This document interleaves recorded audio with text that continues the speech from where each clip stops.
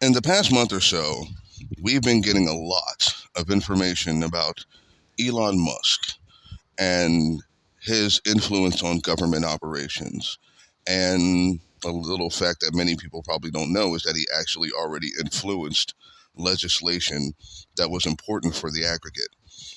And that made me think of one very important thing to talk about, which is wealth, extreme wealth anyway, and politics do not mix together. And we've kind of known this ever since the start of the country. What the heck am I talking about?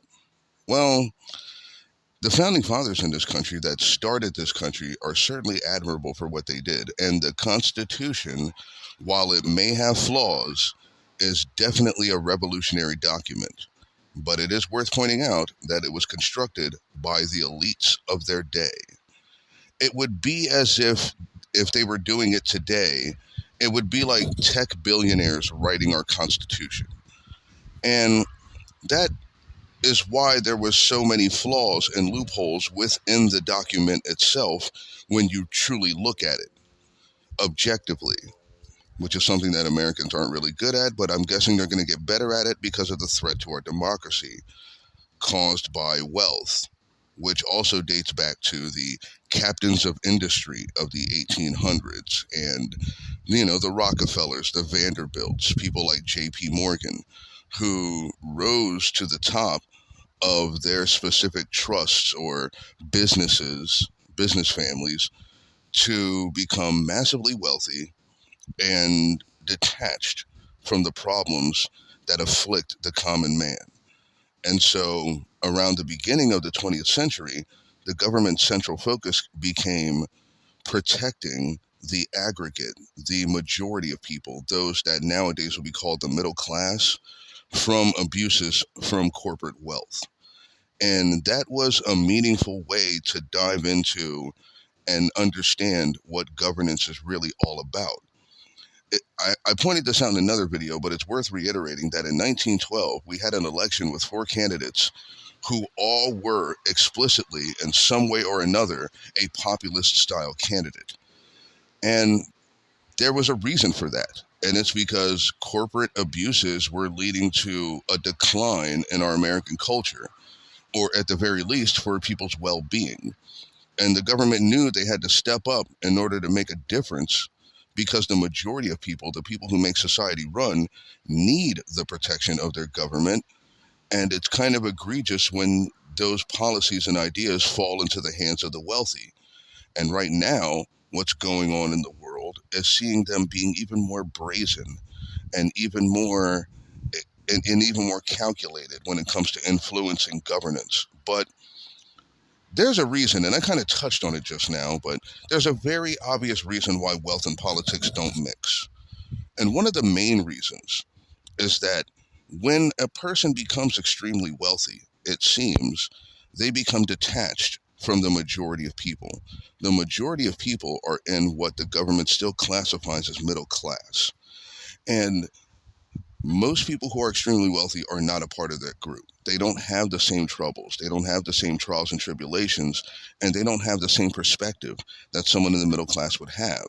So what they want out of their governance is not going to fall in step with the majority because they're not dealing with the same problems as the majority, and their wealth and influence can force governance to address their concerns, which, as I stated, takes away time and effort from helping the people who make society function. And that's just the tip of the iceberg, honestly, as to why wealth and governance doesn't go together.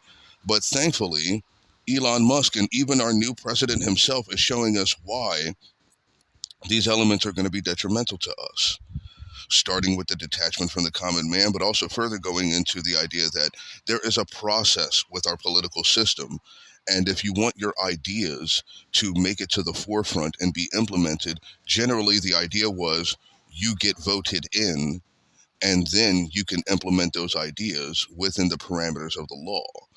But you're not really beholden to that if you're a corporate billionaire. You don't have to cater to the whims of the voting contingent because you don't have one. You're a business owner. And it's important also at this time to give a little aside. A lot of people think that this country should be run like a business, but that doesn't make any sense at all because a government, its job is to protect its citizens, and a business's job, a business's job is to make money. The government is not designed to make a profit, so it can't operate like a business. It instead has to operate outside that scope and do things that are essential for the public that can't be covered by the private sector. And in fact, at the time of this video, something recent happened that kind of tells you the impact that wealth can have on politics and how detrimental it can be for everyone. When our president, a certain so-and-so, and honestly, I don't want to say his name, but he decided to authorize a freeze of federal funding for both internal and external sources. And that would have caused an absolute catastrophe within our system.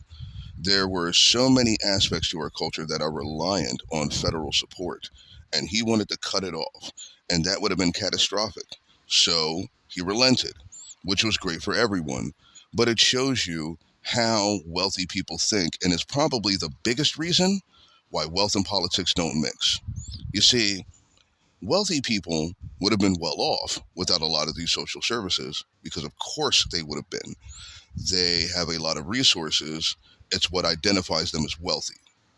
And our president is one of those people, and his focus is definitely evident in the way he operated and the way many of these people operate. And it's very simple. They think that you are stupid.